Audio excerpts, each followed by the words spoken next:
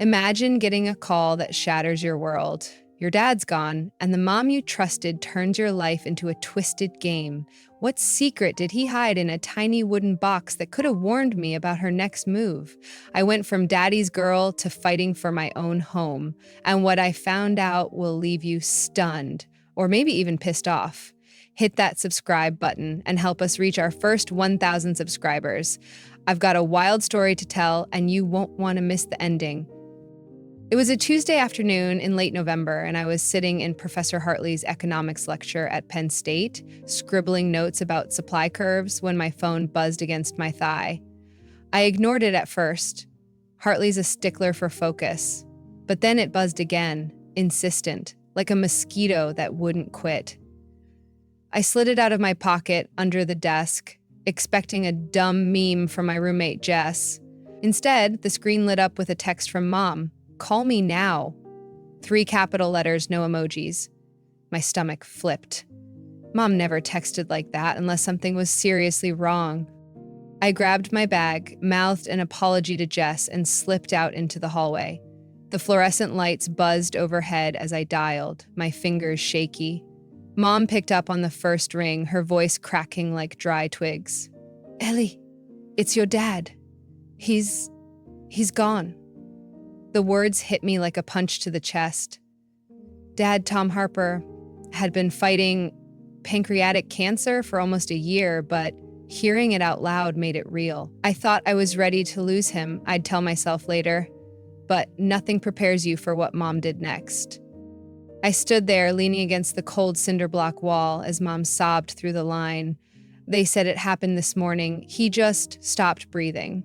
I could hear the clink of a wine glass in the background, a sound I'd grown up associating with her stress relief. Dad had been the rock of our family, the guy who made everything work while Mom flitted from one hobby to the next.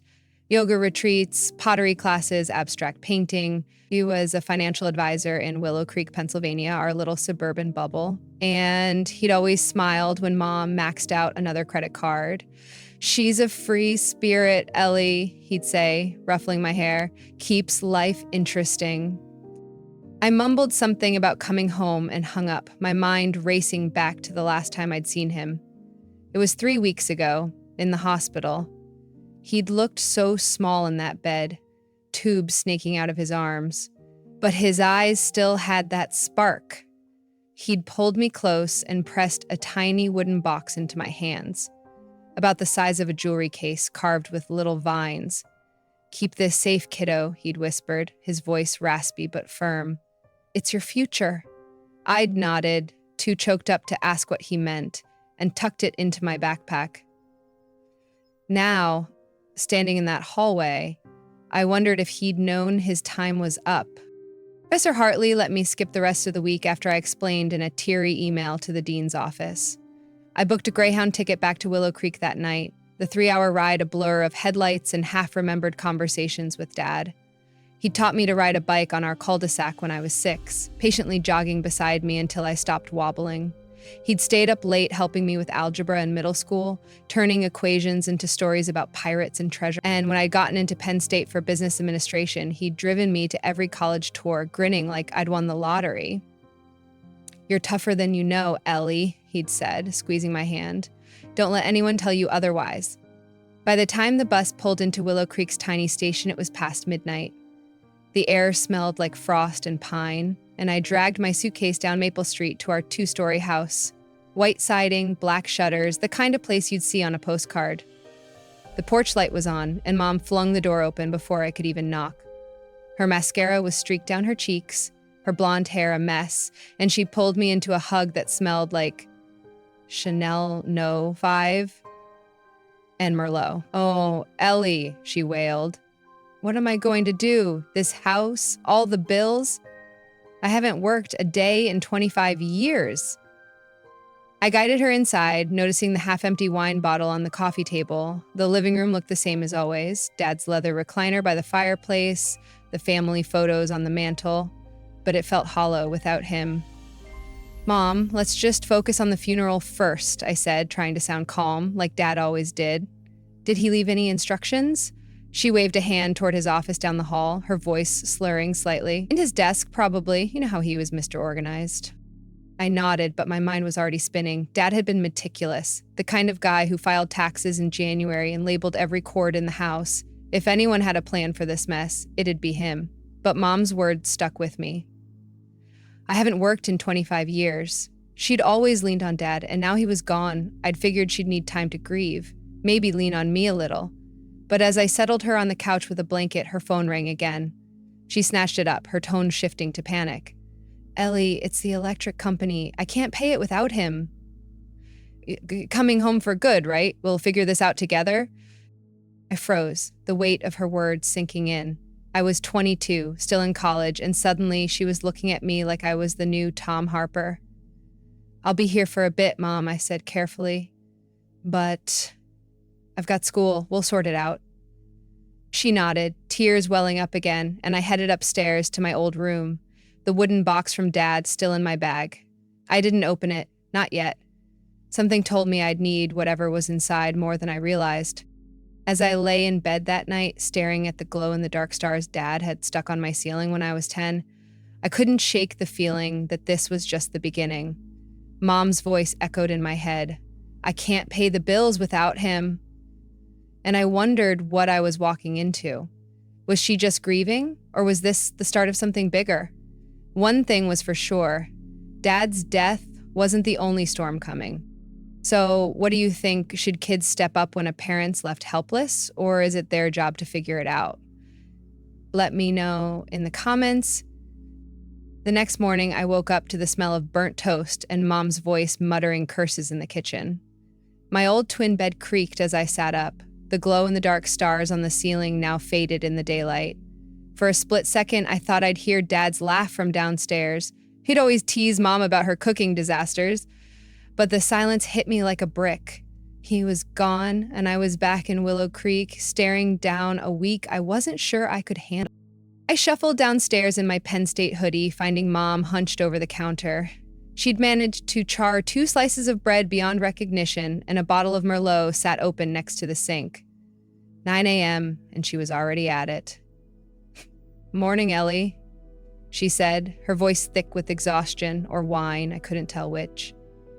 Her eyes were puffy, her blonde hair tangled like she'd slept on the couch. I can't figure out the damn toaster. Your dad always fixed it." I grabbed a granola bar from the pantry instead, avoiding the toast massacre. "We need to start on the funeral stuff, Mom," I said, keeping my tone steady. "The home needs a call by noon." She nodded vaguely, then sank into a chair, clutching a coffee mug that definitely didn't have coffee in it. "I can't do this, Ellie," she whimpered. "All these people calling, asking questions. I'm lost without him." I took a deep breath, channeling Dad's calm. He'd raised me to step up when things got messy, and this was about as messy as it got.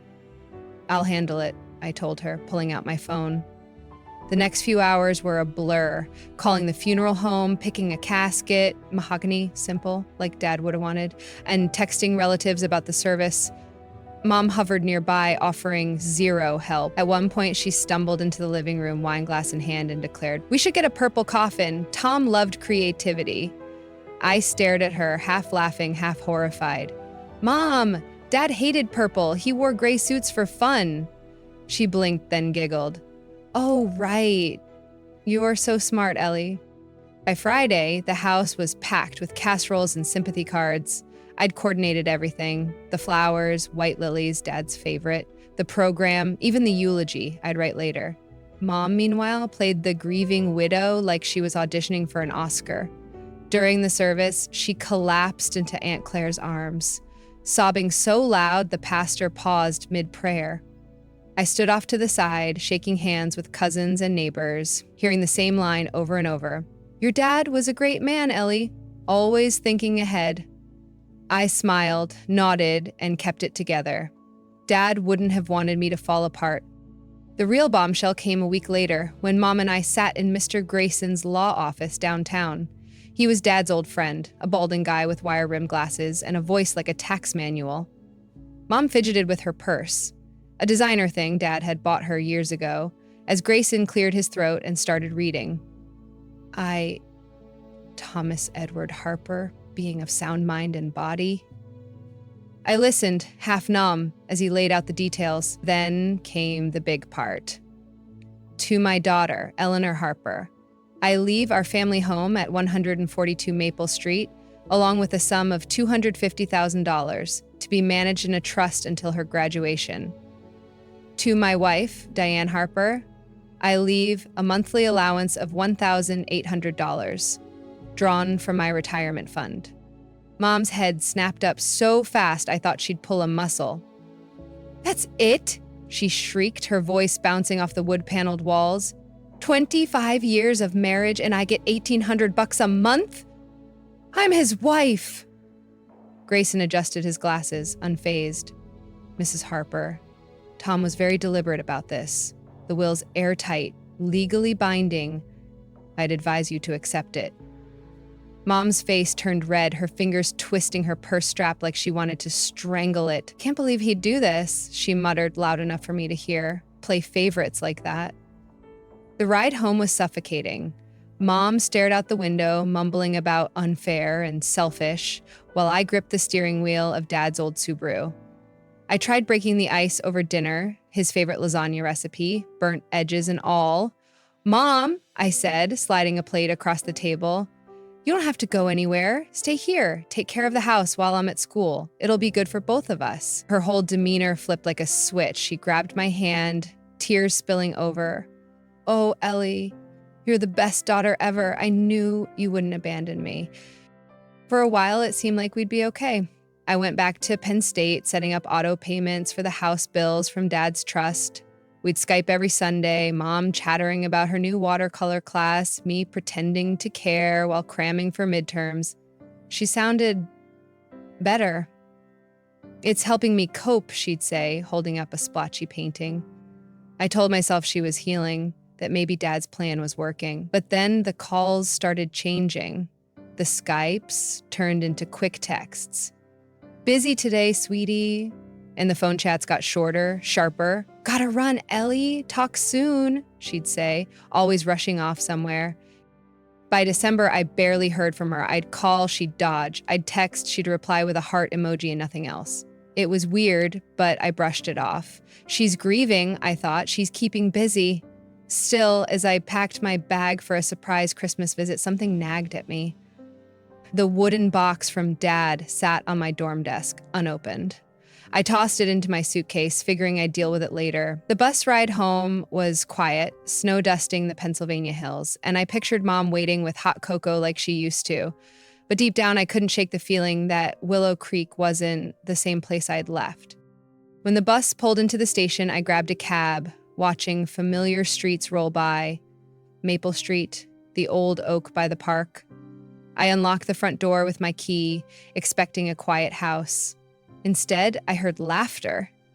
Mom's, high and giddy, mixed with a man's voice I didn't recognize. My stomach dropped. What the hell was going on? I stood in the doorway of our living room, my suitcase still in hand, as the scene in front of me sank in. Mom, Diane Harper, was curled up on our couch, giggling like a teenager, her arm draped over a guy I'd never seen before. He was maybe mid-40s, with a scruffy beard and a black beret tilted just so, like he'd walked out of a bad art movie. Worse, he was wearing Dad's old slippers. The brown ones with the worn-out soles, and holding Mom's hand like he owned the place. The house smelled like cinnamon, candles, and stale coffee, but all I could focus on was the stranger in my dad's spot. Ellie! Mom yelped, jumping slightly when she saw me. Her wine glass sloshed, nearly spilling on the new rug. A tacky orange thing that screamed not Dad's taste. I wasn't expecting you. Clearly, I said, my voice tighter than I meant it to be. I'd planned this Christmas surprise for weeks, imagining Mom alone, maybe sad, needing me. Instead, I'd walked into this. Thought I'd come home early, since we always spend Christmas together. As a family. The guy stood up, all slow and casual, flashing a grin that didn't reach his eyes. Hey there, kiddo, he said, extending a hand. Name's Vince Russo. Your mom's told me all about you. I stared at his hand, calloused with paint stains under the nails. then back at Mom. "And you are?" I asked, letting the question hang. Mom smoothed her hair, her voice pitching up like it did when she was nervous. "Honey, this is Vince, my husband. We got married 3 months ago in Vegas." The room tilted. "I'm sorry, your what?" I said, louder than I intended. "Husband, as in married?" Mom nodded, beaming like she'd won a prize. "Yes, sweetie, we met at my watercolor class. You remember me telling you about it, right? Vince is an artist too. We just clicked." I did the math in my head. Dad had been gone 8 months. 8. "Mom," I said, forcing the words out, "Dad's barely cold, and you're shacking up with some guy in my house?" Her face tightened. "Ellie, don't be dramatic. It's been 8 months. Well, 9 now. And when you find love again, you just know." Vince slid an arm around her, smirking. "She's right, kiddo. Life's too short to mope." I wanted to scream that this wasn't his house to kiddo me in, but I took a deep breath, channeling Dad's cool-headed vibe. "Okay," I said, dropping my bag. "Guess we should get to know each other then. Vince, what do you do?"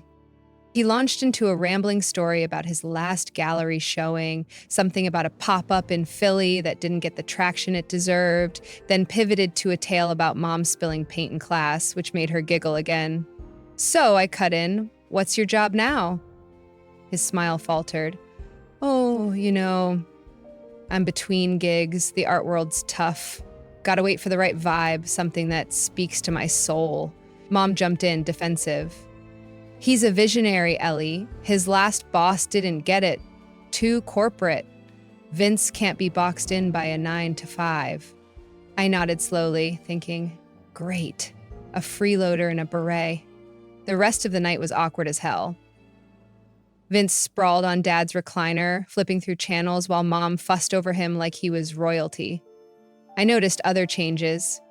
Dad's reading lamp was gone, replaced by a weird metal sculpture, and the mantel had a new painting, all splashes of red and blue. "Like it?" Vince asked, catching me staring. "My work," I forced a smile. "Sure, very. Bold." Christmas morning hit like a freight train. I woke up to clattering dishes and Mom's voice barking orders. Downstairs, she was setting the dining table with Dad's good china, the set he'd given her for their 20th anniversary. Way more plates than we'd need for 2. "Mom, we expecting company?" I asked, grabbing a mug from the cabinet. She barely looked up. "Oh yes, Vince's family's coming for dinner. They're wonderful, Ellie. You'll love them." "What about Aunt Claire?" I said, my chest tightening. Dad's sister and her family, Uncle Dave, my cousins, had been our Christmas crew forever. Mom's hands paused over the silverware. "Things are different now, sweetie. I need to bond with Vince's people. They're family too." Before I could argue, the doorbell rang, and in stormed Vince's clan. His parents, Frank and Linda, both in loud sweaters, and his sister Tara with her husband and 2 kids, who immediately bolted for the tree. "Nice place," Frank boomed, eyeing the hardwood floors like he was pricing them. Linda sniffed the air. "Turkey smells. Interesting." Dinner was chaos. Frank griped about taxes. "This town's bleeding us dry." While Linda suggested her better gravy recipe. Tara's kids ran laps around the table, smearing cranberry sauce on the walls, and she just laughed. "They're spirited." Mom kept shooting me nervous looks, but I stayed quiet, pushing mashed potatoes around my plate. Then Tara dropped the bomb. She said, fork in midair, "This house is perfect. Big yard, good schools nearby. It's just sitting here, Ellie. You're at college most of the time anyway." Mom lit up. "Oh, wouldn't that be fun? Having you all close." Something snapped. "No," I said, loud enough to stop the chatter. "It wouldn't. This is my house. Dad left it to me, not you, and definitely not strangers who think they can move in." The room went dead silent. Tara's face flushed, her husband muttering about spoiled kids these days. Frank clicked his tongue, and Linda huffed. Mom stared at me, her eyes a mix of shock and something darker. Anger, maybe even hate. Vince's family cleared out fast after that. Tara snapping, "We're not welcome here anyway." Mom exploded the second the door shut. "How could you, Ellie? They're my new family."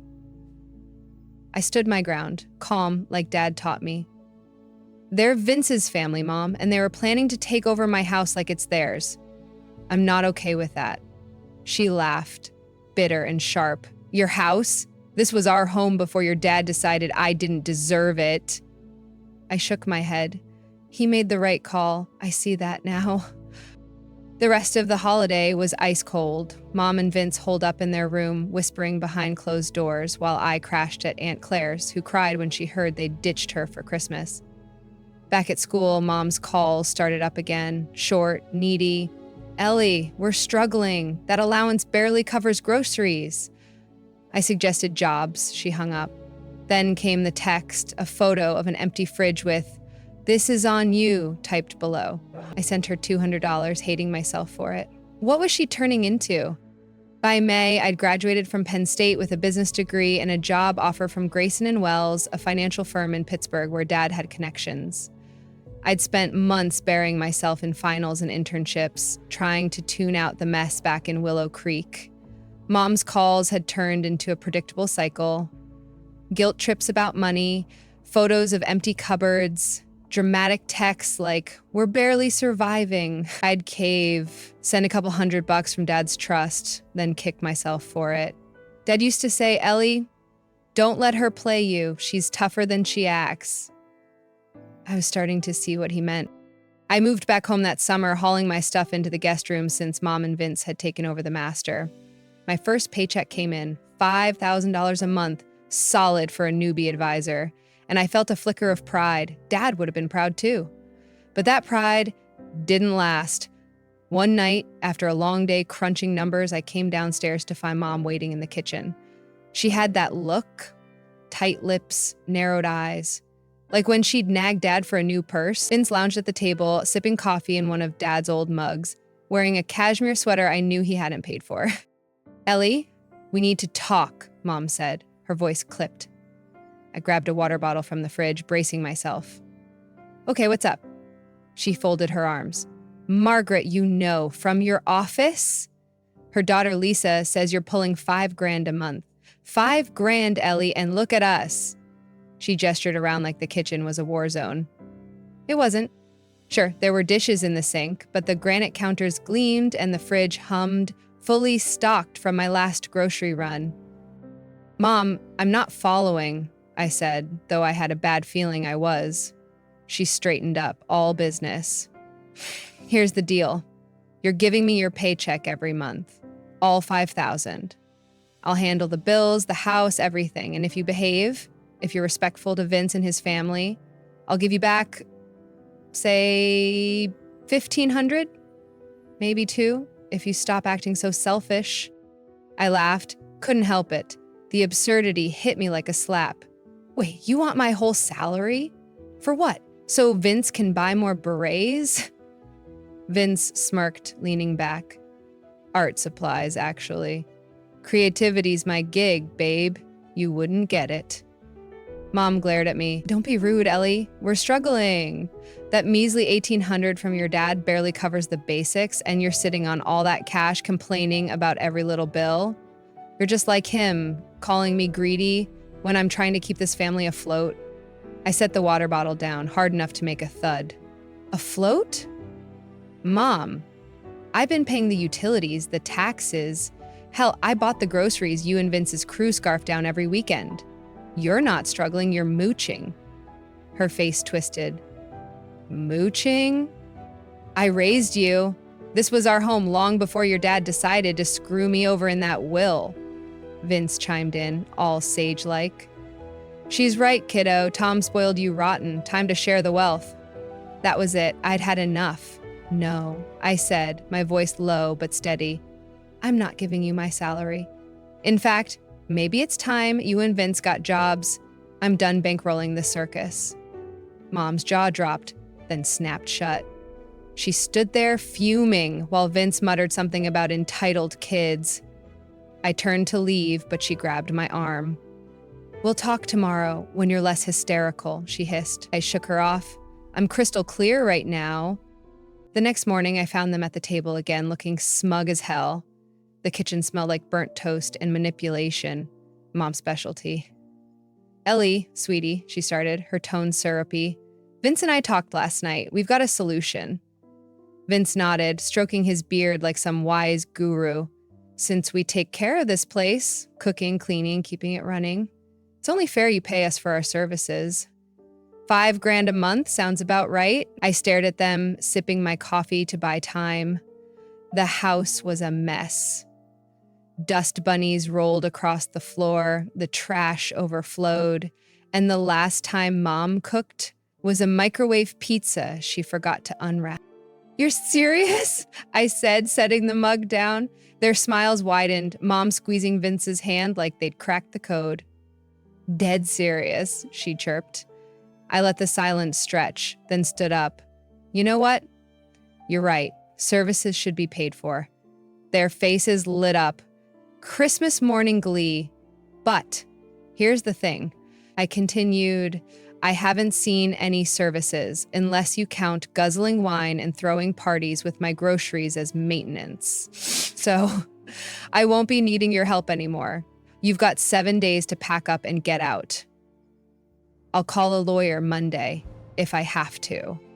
The air shifted. Mom's smile vanished, replaced by a look of pure shock. Vince sputtered, "You can't do that." I crossed my arms. "It's my house. I can. 7 days." Mom leapt up, grabbing one of Dad's old plates, a blue ceramic thing he loved. "You ungrateful little—" "Break it," I cut in, cold as ice, "and I'll deduct it from your next allowance check. Along with anything else you smash." Her hand shook, but she set it down, trembling. I walked upstairs, heart pounding but oddly calm.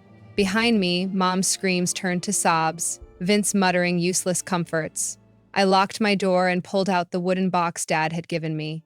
My hands shook as I opened it. Inside was a letter, folded tight. "Ellie," it read in his neat script, "protect what's yours, kiddo.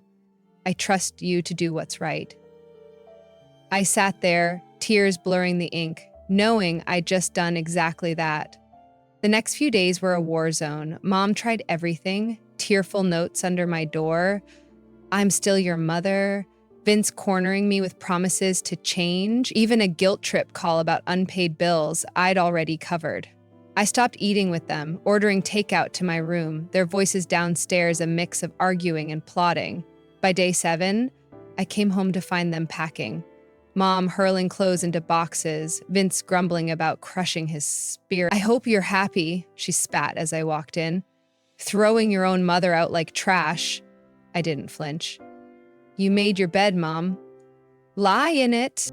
The morning Mom and Vince left was quieter than I'd expected. I'd braced myself for more screaming, maybe a dramatic exit with flung suitcases and slammed doors, but instead it was just the rumble of Vince's beat-up Toyota pulling out of the driveway. Mom stood on the porch for a second, her blonde hair whipping in the wind, and yelled, "You're no daughter of mine, Ellie Harper," before climbing in. The car sputtered down Maple Street, and then they were gone. I stood there, alone in the doorway of the house Dad had left me, feeling a strange mix of relief and emptiness. Inside, it was a disaster. Half-empty wine bottles littered the counter, the living room rug was stained with what looked like acrylic paint, and Vince had left a stack of art sketches, scribbles, really, on the coffee table. I grabbed a trash bag and started cleaning, the monotony of it grounding me. As I scrubbed the kitchen, I could almost hear Dad's voice. "One step at a time, kiddo. You've got this." By noon, the place smelled like lemon cleaner instead of chaos, and for the first time in months, it felt like mine again. Word spread fast in Willow Creek. Aunt Claire called that afternoon, her voice warm but sharp, heard from Dave's buddy at the diner. "Your mom's telling anyone who listened you kicked her out with nothing, crying about how cruel you are," she snorted. "Don't worry, hun. We all saw how she treated Tom. Nobody's buying her sob story this time." I smiled, grateful for the backup. "Thanks, Aunt Claire. How's she doing, though?" "Really?" Claire paused. "She's mad as hell, but she'll live. Rumor is she tried crashing with Vince's sister Tara. You know, the one with the bratty kids." Oh, yeah," I said, remembering Tara's takeover. "What happened?" Claire laughed. "Tara turned her down flat, said no freeloaders here." Guess the perfect family vibe fizzled once the free rent dried up. I couldn't help but chuckle. Vince's parents, Frank and Linda, pulled the same move. After months of guzzling mom's wine and critiquing my furniture, they suddenly had no room when she came knocking. It was poetic, in a way. Mom's new life crumbled faster than one of Vince's gallery shows. A few weeks later, I got the full scoop from Uncle Dave. He'd run into Mom at the gas station. She'd landed a job at Bella's Boutique, a little shop on Main Street, selling overpriced scarves and candles. First real gig she's had since the 80s, he said, shaking his head. Vince is still creating, though, meaning he's glued to their couch in some rundown apartment across town. She's footing the bill with that allowance Tom left her. I nodded, picturing her in a polyester uniform, hawking knickknacks. It wasn't glamorous, but it was something. For the first time, she was standing on her own 2 feet, even if she'd been dragged there kicking and screaming. Life settled into a new rhythm after that. I threw myself into work at Grayson and Wells, crunching numbers and building a savings account Dad would have approved of. Weekends, I'd come home to Willow Creek and tackle the house. I'd bought paint samples, soft grays and blues, nothing like Vince's garish art, and started gardening, planting tulips along the walkway like Dad used to. The physical work felt good, like I was peeling back layers of drama to find something solid underneath. One Saturday, as I sanded down the porch railing, I caught myself humming one of Dad's old Sinatra tunes. It hit me then. He'd be proud, not just of the house, but of me. I ran into Mom once, about 3 months later, at the grocery store on Elm Street. I was in the cereal aisle debating between Cheerios and Frosted Flakes when I saw her at the other end. She looked different. Older, somehow. Her skin dull without the fancy creams she used to buy. Her hair pulled back in a plain ponytail. She had a cart half full of generics. Store-brand pasta, canned soup. And when she spotted me, her eyes widened. For a second, I thought she'd say something, maybe yell or cry. Instead, she jerked her cart around and wheeled off toward the produce section, fast as her legs could carry her. I stood there, a box of Cheerios in hand, feeling a pang I couldn't name. She was my mom, after all, the woman who'd bandaged my skinned knees, who'd cheered at my middle school plays, who'd cried with me when Dad died. But she was also the woman who'd tried to take everything I'd worked for, who'd chosen Vince over me. I grabbed a pen from my purse and scribbled a note on the receipt in my pocket. Mom, if you ever need to talk, I'm here. I slipped it into her cart when she wasn't looking, then left. I don't know if she read it or if she just tossed it with the junk mail, but it felt like the right thing to do. That night, back in the house, I sat on the couch with a cup of tea staring at the mantel. I'd replaced Vince's ugly wedding photo with one of me and Dad. Him in his gray suit, me in my high school cap and gown, both of us grinning like idiots. The wooden box sat beside it, empty now except for his letter. Protect what's yours, he'd written, and I had. But as I looked around at the fresh paint, the quiet, the space that was finally mine, I realized it wasn't just about the house. It was about me, too. Family's messy. Sometimes it's love and laughter. Sometimes it's betrayal and boundaries. I'd cut the cord with Mom to save myself, and yeah, it hurt. But it also set me free. Now, as I plan the next steps, maybe a new deck, maybe a dog to keep me company, I know I'm building something stronger than what I lost. Dad's voice echoes in my head. You're tougher than you know, kiddo. Turns out he was right. So what would you do in my shoes? Cut ties to stand on your own or keep trying to fix a broken family? Drop your thoughts in the comments. I'm dying to hear them.